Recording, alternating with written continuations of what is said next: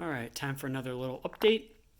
Last time I kind of had the engine kind of sitting there with the cherry picker on it, and I have the engine off the cherry picker now. I got it fully in the motor mounts and tightened down, and I was able to disconnect the cherry picker because can't really see it, but I do have the transmission in and the bolt cross member bolted up, and most of the wiring to the transmission is connected. I got to zip tie a couple little things to kind of make it look nice and whatnot. And I got most of the wiring up here kind of laid out and taken care of. For the most part, I got a few other things to tie up there, but I got the bulk of the wiring up front here taken care of.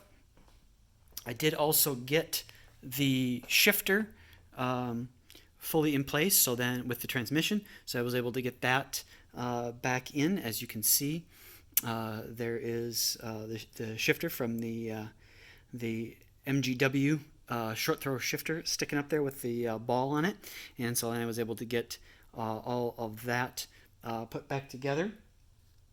Other thing, can't really see really since it's kind of under there, but I also did work on getting the exhaust. The exhaust is basically in place. I got a jack stand under there and a couple boards just kind of holding it up in place right now because I didn't want to clamp it all down. It came with all kinds of clamps, but I don't really like that look. It doesn't look as clean, so I kind of wanted to weld it. But until I get it sitting on its own weight so that the rear end is in the right place, and I make sure that the since the exhaust goes over the axle, I want to make sure that everything is in place and not in the right spot. Because obviously, once I weld some of it, it's not going to move. So I got it kind of sitting there right now, like I said, until I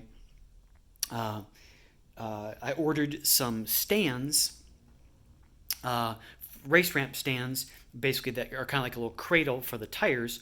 So I did finally get my rims in after 7 months of waiting. I did finally get the rims in, so now I'm just figuring out the tires. I got an idea of the tires, but a friend of mine that works at Goodyear, he's checking to see if there was any other options that I didn't think about or didn't see when I was doing my research to see if there's a better tire option. But I did finally get my rims in, like I said, after 7 months, so we can start to move forward with that. So got those race ramps coming in, so that'll give me, they're about 12 inches tall, so I can set it on that and kind of figure some stuff out. It'll be a little tight to get under the car, but I should still be able to get under the car a little bit. And I can also tighten down some of the front suspension.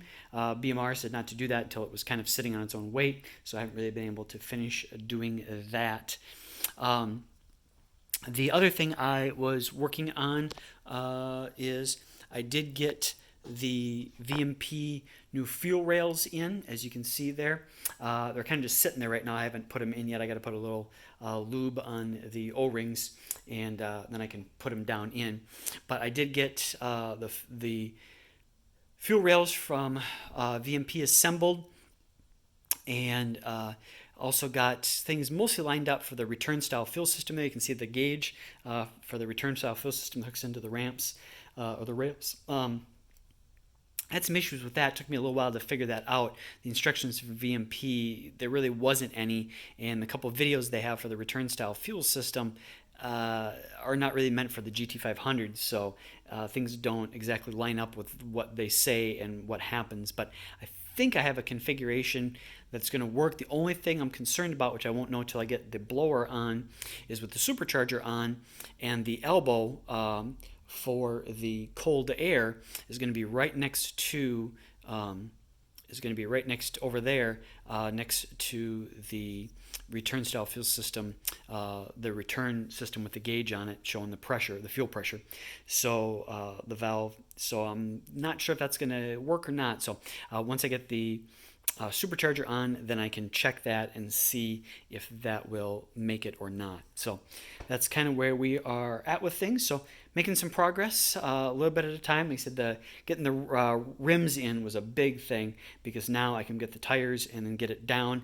And then once, because that was kind of the main holdup, once I get everything together and make sure it fires, can actually drive it and get some braking miles on the clutch and on the engine. So that is huge. So it's kind of where we're at for the moment. So just wanted to give a quick little update of where things are at. And thanks for watching. Talk to you later. Bye.